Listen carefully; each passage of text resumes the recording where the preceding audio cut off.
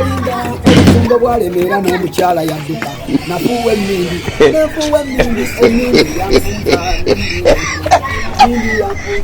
emmindi yanfuuza emmindi ekuba muve ku mmindi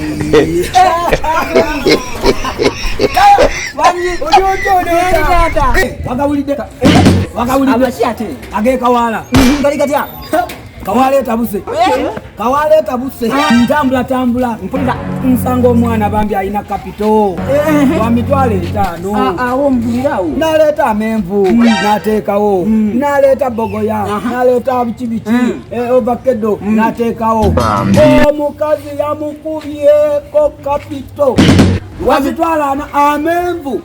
ga mitwalo 5 galiwa amenvu ga mitwalo 5 galiwa neŋŋamba obutagaliza mukazi we oba banaiba naye nga kulemerako naye naleeta akapito kali katini ate noono ataddewo muli babi beddeko kibi nnyo